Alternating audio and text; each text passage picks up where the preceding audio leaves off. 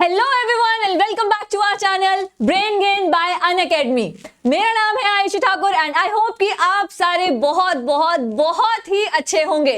जैसे कि आप सबको पता है कि आपके प्री बोर्ड जो है बहुत ही ज्यादा नजदीक आने वाले हैं और आप सबको बहुत ही ज्यादा स्ट्रेस होगा इस टाइम पे, क्योंकि आपके सब्जेक्ट्स और आपका सिलेबस इतना ज्यादा वास्ट है कि आप इतने शॉर्ट टाइम में अपना सिलेबस कैसे कंप्लीट करें, इसी बात की चिंता आप सबको होगी। तो इसीलिए ब्रेन गेन बाय अनअकैडमी आपके लिए एक सीरीज लेके आया है जिसमें हम रैपिड रिवीजन करवाएंगे आपकी 15 मिनट में। हम कोशिश करेंगे कि हर एक चैप्टर का रिवीजन आपका फिनिश हो 15 मिनट में। तो चलिए शुरू करते हैं हमारे रैपिड रिवीजन के साथ। आज का मैथमेटिक्स का जो हमने टॉपिक चूज किया है रैपिड रिवीजन के लिए, दैट इज रियल नंबर्स। ठीक है, रियल नंबर से हम स्टार्टिंग करेंगे। चलिए देखते हैं कि आज का हमारा एजेंडा क्या है। आज हम अपनी रैपिड रिवीजन में देखेंगे रियल नंबर्स। रियल नंबर्स के साथ एसोसिएटेड बहुत ही famous theory, that is fundamental theory of arithmetic, and उसके बाद इरैशनैलिटी ऑफ द नंबर। अब बात करते हैं कि रियल नंबर का वेटेज कितना है। सीबीएसई के एग्जाम में रियल नंबर के चैप्टर में कम से कम 5 या 6 नंबर के क्वेश्चन जो है वो पूछे जाते हैं। उसमें फंडामेंटल थ्योरी ऑफ अरिथमेटिक्स में या तो 2 नंबर का क्वेश्चन पूछा जाएगा या फिर 3 नंबर का क्वेश्चन पूछा जाएगा। और सेम इरैशनैलिटी ऑफ नंबर जो है ये बहुत ही ज्यादा इंपॉर्टेंट है हमारे लिए, और ये मोस्टली हम हर बार एग्जाम में देखने को मिलता है। तो इस पोर्शन से भी कम से कम 2 या 3 नंबर का क्वेश्चन जो है वो पूछा जाता है। रियल नंबर जो बिल्कुल बेसिक हमारी डेफिनेशन होती है उससे हो सकता है कि एमसीक्यू में कोई 1 या 2 मार्क्स का क्वेश्चन जो है वो पूछा जा सके। तो चलिए सबसे पहले हम स्टार्ट करते हैं रियल नंबर के साथ कि रियल नंबर होता क्या है और उसकी डेफिनेशन क्या है। तो रियल नंबर है हमारे पास, जैसे कि आप देख सकते हैं, रियल नंबर है हमारे पास एक ऐसा सिस्टम जिसमें रैशनल और इरैशनल नंबर आते हैं। रियल नंबर एक ऐसा नंबर सिस्टम है जिसमें रैशनल और इरैशनल नंबर आते हैं। तो चलिए सबसे पहले बात करते हैं कि ये रैशनल नंबर्स होते क्या है। जैसे कि हम सबको पता है रैशनल नंबर्स वो नंबर होते हैं जिन्हें हम p बाय q की फॉर्म में लिख सकते हैं। बट यहां पे हमारा काम खत्म नहीं होता है। p बाय q की फॉर्म में लिख सकते हैं, बट P और Q कैसे होने चाहिए? P और Q इंटीजर्स होने चाहिए और Q जो है वो 0 के इक्वल नहीं होना चाहिए। रैशनल नंबर्स मतलब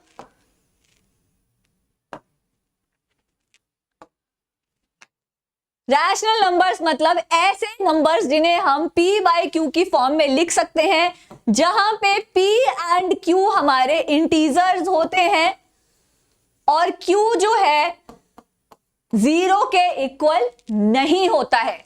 अगर ऐसा कोई नंबर है हमारे पास तो उसे हम क्या कहेंगे? Rational number. फॉर एग्जाम्पल 1/2, 3/4, 7/6, ऐसे जो हमारे पास नंबर होते हैं इन्हें हम कहते हैं रैशनल नंबर। क्योंकि यहां पे आप देख सकते हैं ये 1/2 जो है वो P बाय Q की फॉर्म में है, जहां P यानी कि 1 हमारा न्यूमरेटर है, Q यानी कि 2 हमारा डिनोमिनेटर है। सेम 3/4, 7/6, और यहां पे हमारा Q यानी कि जो डिनोमिनेटर है वो 0 के इक्वल नहीं है। ठीक है, इसलिए इन नंबर्स को हम कहते हैं रैशनल नंबर्स।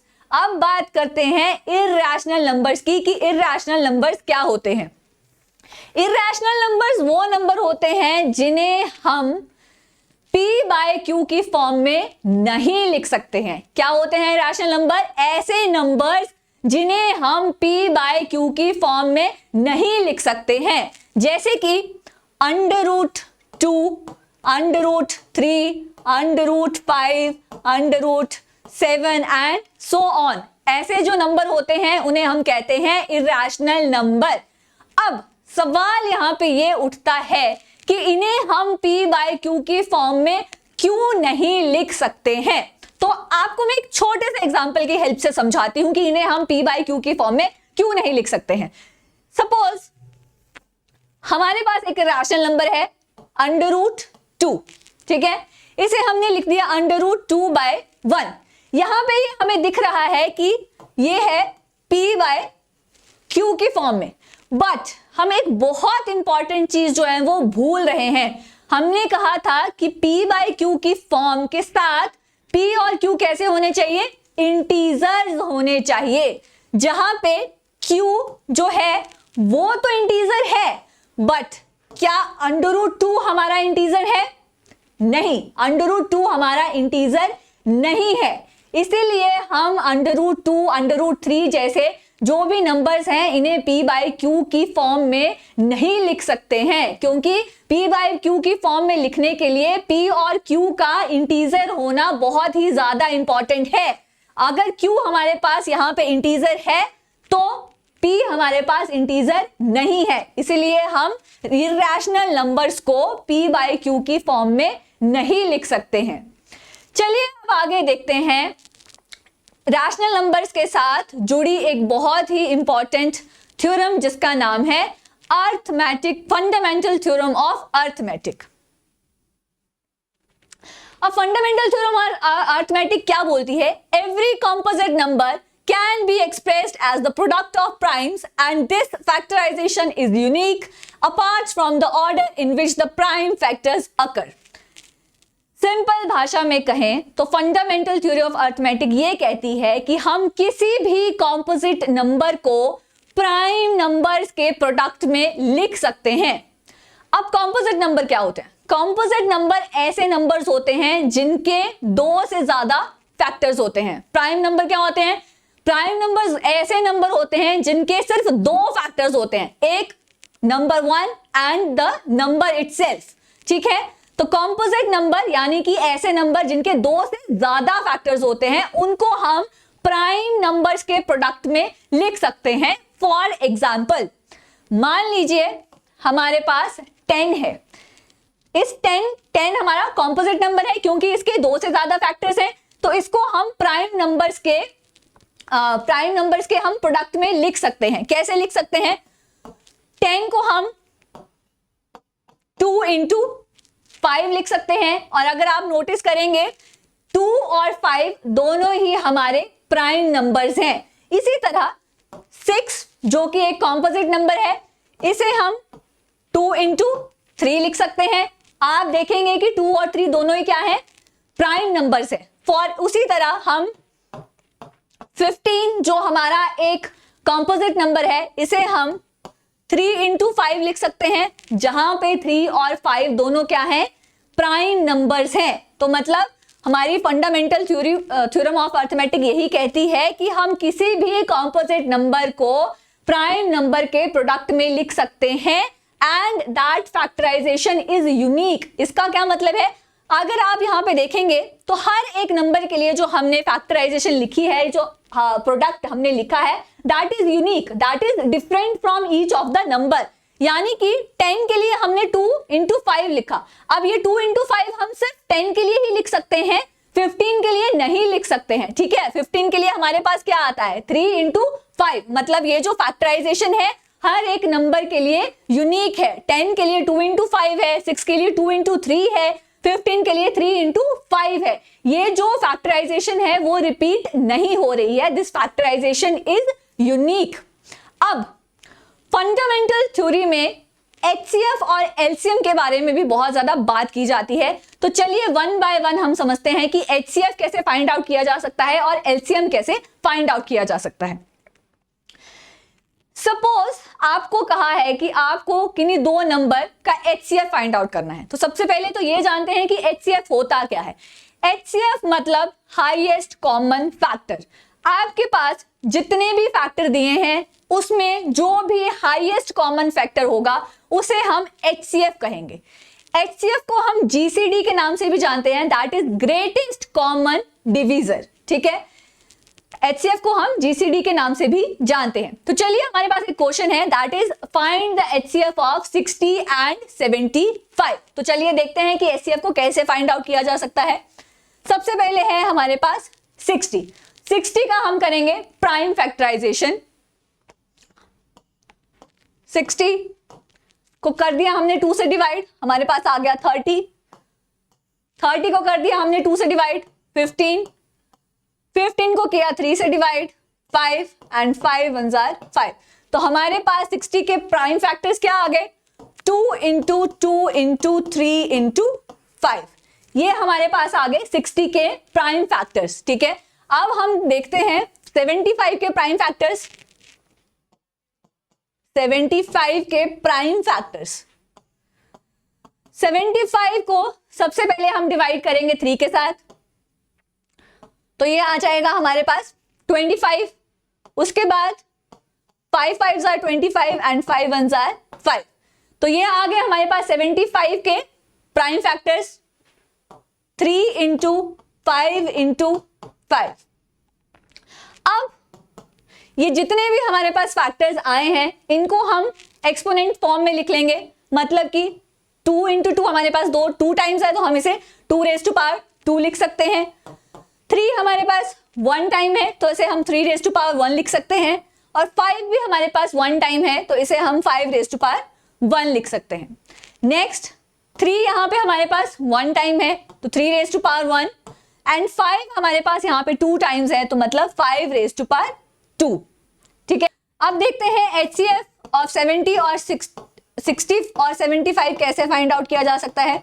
यहाँ पे हमने जो भी फैक्टर्स बनाए हैं उनका हम लीस्ट पावर वाला फैक्टर जो है वो लिखेंगे। तो यहाँ पे सबसे कम पावर किसकी है, और ये फैक्टर्स जो है वो कॉमन होने चाहिए, दोनों ही 60 और 65 में ये फैक्टर्स जो है वो कॉमन होने चाहिए। तो कॉमन क्या है दोनों में, 3 और 3 यहाँ पे दोनों में कॉमन है, तो सबसे कम पावर किसकी है, 3 रेज टू पावर 1 की, तो इसे हम यहाँ पे लिख लेंगे। और यहाँ पे 5 और 5 कॉमन है दोनों में, बट लीस्ट पावर किसकी है, 5 रेज टू पावर 1 की, तो इसे हम यहाँ पे लिख लेंगे। अब 3 इंटू 5 हमारे पास आ गया 15, तो HCF ऑफ 60 और 75 हमारे पास क्या आ गया, 15 आ गया। ठीक है, अब चेक करते हैं LCM के बारे में। अगर आपको LCM फाइंड आउट करना है किन्हीं दो नंबर्स का, तो उसे कैसे फाइंड आउट करते हैं। सपोज हमारे पास है 24 एंड 36, तो सबसे पहले हम 24 का प्राइम फैक्टराइजेशन करेंगे। 12, 6, 3, इसे हम 2 इंटू 2 इंटू 2 इंटू 3 लिख सकते हैं। ठीक है, अब हम प्राइम फैक्टराइजेशन करेंगे किसकी, 36 की। 36 का प्राइम फैक्टराइजेशन करेंगे 3 3 एंड 1, तो ये आ गया हमारे पास 2 इंटू 2 इंटू 3 इंटू 3। ठीक है, अब इसे हम कैसे लिख सकते हैं, एक्सपोनेंशियल पावर के हिसाब से। 2 रेज टू पावर कितने 2 हैं, 3, तो 2 raise to power 3, 3 raise to power 1, 2 raise to power 2 and 3 raise to power 2। अब देखिए LCM निकालते हैं किसका, 24 और 36 का। यहां पे हम सभी फैक्टर्स का हाईएस्ट पावर लेके चलते हैं, तो ये है हमारे पास 2 raise to power 3 and 3 raise to power 2। तो 2 रेज टू पावर 3 का मतलब है 2 into 2 that is 4 and 4 into 2 is 8, and 3 into 3 का मतलब है 9 एंड 9 8s are 72। तो हमारे पास 24 और 36 का LCM कितना आ गया, 72 आ गया हमारे पास LCM। अब जब आपको पता चल गया है कि हम किसी भी नंबर का HCF एंड LCM कैसे फाइंड आउट करते हैं, तो अब हम आगे बढ़ते हैं हमारे बहुत ही important topic that is irrationality of the number के। इरैशनैलिटी ऑफ नंबर को कैसे हम प्रूव कर सकते हैं कि फॉर एग्जांपल अगर हमारे पास √2 है या √3 है, अगर हमें कोई कहे कि इसको प्रूव करके बताइए कि ये नंबर जो है वो इरैशनल है, तो उसे हम किस तरीके से कर सकते हैं, चलिए देखते हैं। हमारे पास है प्रूव √3 इज इरैशनल, तो चलिए इसे प्रूव करके देखते हैं कि √3 क्या सच में इरैशनल होता है या नहीं होता है। तो इसको इरैशनल प्रूव करने के लिए हम बिल्कुल कॉन्ट्राडिक्टरी वे में चलेंगे। हम √3 को सपोज कर लेंगे कि √3 जो है वो हमारा क्या है, रैशनल नंबर है। ठीक है, तो यहां सपोज √3 इज रैशनल, ऐसा हम मान के चलेंगे दैट √3 इज रैशनल। ठीक है, √3 अगर रैशनल है तो मतलब इसे हम p/q के फॉर्म में लिख पाएंगे, that is √3 is equal to p/q, जहां पे p और q क्या है, को प्राइम है, p एंड q आर को प्राइम। को प्राइम का मतलब क्या होता है, ऐसे नंबर्स जिनका HCF क्या आता है, 1 आता है। ठीक है, तो यहां से हम लिख सकते हैं √3q is equal to p। ना स्क्वेयरिंग ऑन बोथ साइड्स, दोनों साइड्स पे हम स्क्वायर कर देंगे। अगर दोनों साइड्स पे हम स्क्वायर कर देंगे तो हमारे पास आ जाएगा 3q square is equal to p square. इस इक्वेशन को हम इक्वेशन 1 मान लेंगे और यहां से हम ये कह सकते हैं कि 3 अगर p स्क्वायर को डिवाइड कर रहा है तो मतलब 3p को भी डिवाइड करेगा। तो यहां पे लिख लीजिए 3 divides p square, it implies 3 divides p। ठीक है, अगर 3 जो है वो p को डिवाइड कर रहा है तो उसको डिवाइड करने के बाद जो हमारे पास नंबर आ रहा है उसको हमने क्या मान लिया, n मान लिया। ठीक है, यहां से हम कह सकते हैं p is equal to 3n, इसको हमने मान लिया इक्वेशन 2। अब इक्वेशन 2 को हम इक्वेशन 1 में पुट कर देंगे तो हमारे पास आ जाएगा 3q square is equal to 3n का होल स्क्वायर। ये आ गया हमारे पास 3q square is equal to 9n square. और यहां से हम ये बोल सकते हैं कि q square is equal to 3n square. अब अगर 3q स्क्वायर को डिवाइड कर रहा है तो मतलब 3q को भी डिवाइड करेगा। Same 3 divides q square, it implies 3 divides q also. तो अगर 3 जो है वो q को डिवाइड कर रहा है और डिवाइड करने के बाद जो हमारे पास नंबर आ रहा है उसको हमने मान लिया r, तो हमारे पास क्या आ गया, q is equal to 3r। इसको हमने मान लिया इक्वेशन 3। बट अगर आप यहां पे नोटिस करेंगे तो हमने कहा था कि p एंड q क्या है, हमारे को प्राइम है। को प्राइम मतलब जिनका HCF क्या आता है, जिनके बीच में सिर्फ एक ही फैक्टर होता है, दैट इज कॉमन फैक्टर एक ही होता है, दैट इज 1। बट अगर हम इक्वेशन 2 और इक्वेशन 3 में देखें तो हमें यहां पे दिख रहा है कि एक और कॉमन फैक्टर हमारे पास आ रहा है, दैट इज 3। तो मतलब कि ये स्टेटमेंट कैसी हो गई, कॉन्ट्राडिक्टरी हो गई। हमने कहा था कि P और Q क्या है, को प्राइम है, उनका सिर्फ एक ही कॉमन फैक्टर रहेगा, दैट इज 1। बट हमें यहाँ पे एक और कॉमन फैक्टर मिल रहा है, दैट इज 3। मतलब कि ये Q और P यहाँ पे को प्राइम नहीं है। हमारी इक्वेशन जो है वो हमारी क्या होगी, कॉन्ट्राडिक्टरी होगी। तो मतलब अगर कॉन्ट्राडिक्टरी होगी तो हम ये कह सकते हैं कि हमारा जो हमने सपोज किया था कि √3 जो है वो रैशनल है, दैट इज रॉन्ग। मतलब कि √3 जो है वो रैशनल नहीं है। तो अगर वो रैशनल नहीं है तो मतलब वो कैसा होगा, इरैशनल होगा। ठीक है, तो ये थी हमारी क्विक रिवीजन सीरीज। आई होप कि आपको रियल नंबर्स के जो कुछ कंसेप्ट्स हैं वो बहुत अच्छे से क्लियर हो गए होंगे। अगर आपको कोई डाउट है तो आप हमारे टेलीग्राम चैनल पे हमें कांटेक्ट कर सकते हैं and will try to solve your doubt as well. Thank you very much.